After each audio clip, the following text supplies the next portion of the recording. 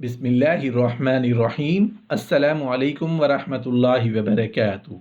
سوالی کا سوال پورا کرنا۔ محترم ناظرین، جب ہم کوئی سفر کر رہے ہوتے ہیں، مارکیٹ میں ہوتے ہیں، تو اس وقت ہمارے سامنے بہت سارے ایسے لوگ آتے ہیں جو ہم سے اپنی ضروریات کا تقاضا کرتے ہیں، کھانے کا تقاضا کرتے ہیں، اپنی مجبوریاں ہمارے سامنے رکھ رہے ہوتے ہیں، ہمارے سامنے ہاتھ جوڑ لیتے ہیں۔ ہم نہیں سمجھ پاتے کہ وہ انسان ہیں یا اللہ کے بھیجے ہوئے فرشتے ہیں۔ ہمیں کیا معلوم کہ اللہ ہمارا کس وقت کب امتحان لینا چاہے گا؟ ہمیں کیا معلوم اللہ کیسے ہمیں آزمائے گا؟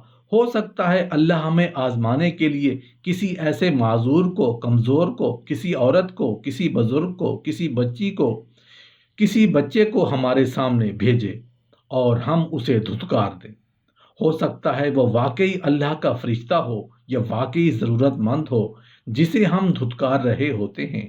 کہیں ایسا نہ ہو کہ ہم اپنی دنیا اور آخرت کو برباد کر بیٹھیں۔ سائل کو خالی ہاتھ واپس نہیں لوٹانا چاہیے، اسے کچھ نہ کچھ ضرور دے دینا چاہیے، خواہ معمولی چیز ہی کیوں نہ ہو۔ کیا معلوم کہ سائل کسی اشد ضرورت کے تحت سوال کر رہا ہو۔ اللہ والوں کا یہ شیوہ ہے کہ وہ سائل کو خالی ہاتھ نہیں لوٹاتے۔ اس لیے اہل طریقت کو خصوصی طور پر اس بات پر عمل کرنا چاہیے کہ سائل کو لازماً کچھ دے کر رخصت کریں۔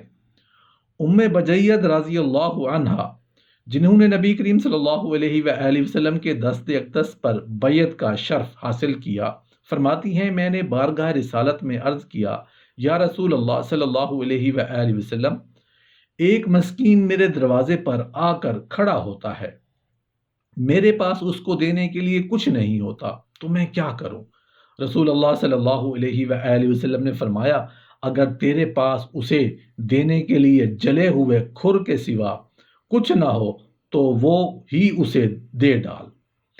حضرت عبداللہ بن عباس رضی اللہ عنہ سے روایت ہے کہ نبی کریم صلی اللہ علیہ وآلہ وسلم ایک ایسے شخص کے نزدیک سے گزرے جو خانہ کعبہ کے غلاف سے چمٹ کر یہ دعا مانگ رہا تھا، اے اللہ، اپنے اس گھر کی حرمت کے صدقے مجھے بخش دے۔ نبی کریم صلی اللہ علیہ وآلہ وسلم نے اس سے فرمایا، اے اللہ کے بندے، اپنی حرمت کے طفیل مانگ، کیونکہ مومن کی حرمت اللہ کے نزدیک اس گھر کی حرمت سے بڑی ہے۔ اس نے عرض کیا، یا رسول اللہ، میرے بہت بڑے گناہ ہیں۔ آپ نے فرمایا، تیرا گناہ کیا ہے؟ عرض کیا، میرے پاس مال مویشی بہت زیادہ اور گھوڑے بھی بہت ہیں، لیکن جب کوئی آدمی مجھ سے سوال کرتا ہے تو میرے منہ سے آگ کے شعلے نکلنے لگ جاتے ہیں۔ نبی کریم صلی اللہ علیہ وآلہ وسلم اس سے ناراضگی کا اظہار فرمایا کہ قسم بخدا، اگر تو 1000 برس روزے رکھے، 1000 سال تک نمازیں پڑھے، پھر بھی تو لعین ہو کر مرے گا اور اللہ تعالیٰ تجھے جہنم میں الٹا لٹکائے گا۔ کیا تو نہیں جانتا کہ کمینہ پن کفر سے ہے اور کفر جہنمی ہے، جبکہ سخاوت ایمان سے ہے اور ایمان جنتی ہے۔ حضرت عمر فاروق رضی اللہ عنہ کے غلام عبد الرحمن سلمانی روایت کرتے ہیں کہ نبی کریم صلی اللہ علیہ وآلہ وسلم نے فرمایا، جب کوئی سائل سوال کرے تو سوال مکمل کرنے سے پہلے اس کو نہ ٹوکو، پھر نرمی اور وقار سے اس کو خرچ کے لیے کچھ دے دیا، پھر اچھے طریقے سے انکار کر دو۔ بے شک تمہارے پاس ایسے سائل بھی آتے ہیں جو نہ انسان ہوتے ہیں اور نہ جنات، بلکہ وہ دیکھتے ہیں کہ تم اللہ تعالیٰ کی عطا کردہ نعمتوں سے کیا سلوک کرتے ہو۔ اللہ تعالیٰ آسمانوں اور زمین کا مالک اور خالق ہے، اور اسی نے اس دنیا کی ہر چیز کو پیدا کیا ہے۔ اس کے پاس ہر چیز کے خزانے ہیں جن کے وسائل و ذرائع اس نے انسان کو دے رکھے ہیں۔ اگر انسان اللہ تعالیٰ کے دیے ہوئے مال سے کچھ خرچ بھی کر ڈالے تو کوئی فرق نہیں پڑے گا۔ حضرت ابو ہریرہ رضی اللہ عنہ سے روایت ہے کہ رسول اللہ صلی اللہ علیہ وآلہ وسلم نے فرمایا، اللہ تعالیٰ نے مجھ سے فرمایا، تم خرچ کرو، میں تم پر خرچ کروں گا۔ رسول اللہ صلی اللہ علیہ وآلہ وسلم نے فرمایا، اللہ تعالیٰ کا ہاتھ بھرا ہوا ہے رات دن کے خرچ سے، اس میں کوئی کمی نہیں ہوتی۔ بھلا بتاؤ تو صحیح، جب سے اس نے آسمانوں اور زمینوں کو پیدا کیا ہے، کس قدر خرچ کر چکا ہے، اس کے باوجود اس کے ہاتھ میں کوئی کمی نہیں ہوئی۔ اس کا عرش پانی پر ہے اور اس کے دوسرے ہاتھ میں صفت قبض ہے۔ وہ جسے چاہتا ہے بلند کرتا ہے اور جسے چاہتا ہے پست کر دیتا ہے۔ اللہ رزاق ہے، اللہ ہر چیز کا مالک و خالق ہے، ہر کمال اور ہر خوبی اسی میں ہے۔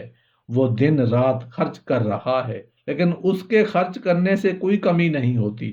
وہ کسی مانگنے والے کو مایوس نہیں کرتا۔ دنیا کی تمام مخلوق اس کی محتاج ہے اور دن رات اسی سے مانگ رہی ہے۔ وہ کسی نہ کسی صورت میں عطا ہی کرتا چلا جا رہا ہے۔ اس کے خزانے لازوال ہیں۔ دنیا اس سے مال و دولت کی کشادگی تو مانگتی ہے، اور جب وہ کشادگی سے مال و دولت کی کشادگی تو مانگتی ہے اور جب وہ کشادگی کر دیتا ہے تو پھر اس کی راہ میں نہیں دیتی، اور اس کی راہ میں دیتے ہی بہتری ہے، کیونکہ جو چیز تم اس کی راہ میں خرچ کرو گے وہ بہت جلد تمہیں اس کا بدلہ عطا فرمائے گا۔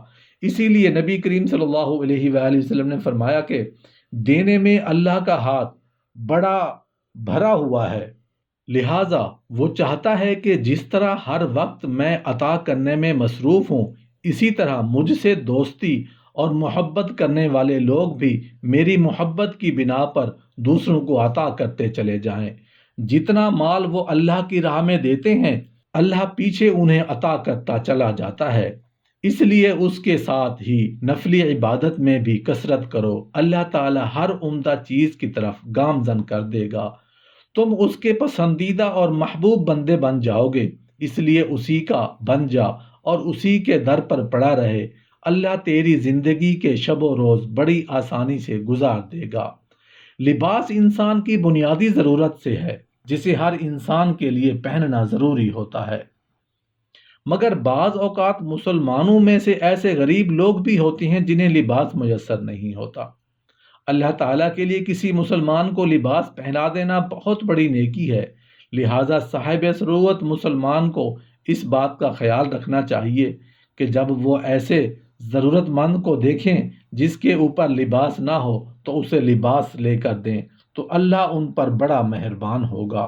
حضرت ابو ہریرہ رضی اللہ عنہ روایت کرتے ہیں کہ نبی کریم صلی اللہ علیہ وآلہ وسلم نے فرمایا کہ جو شخص مومن کے دل کو کچھ دے کر خوش کرے، خواہ کپڑے کا ایک چیتھڑا یا روٹی کا ہی ٹکڑا ہی کیوں نہ ہو، اللہ تعالیٰ اس شخص کے لیے اس خیرات کی وجہ سے ایک عظیم الشان فرشتہ پرندے کی شکل میں پیدا کرتا ہے، جس کا ایک بازو مشرق میں دوسرا بازو مغرب میں ہوگا، اور اس کے 1000 جسم ہوں گے، اور ہر جسم میں 1000 سر جو موتی کی طرح چمکدار ہوں گے۔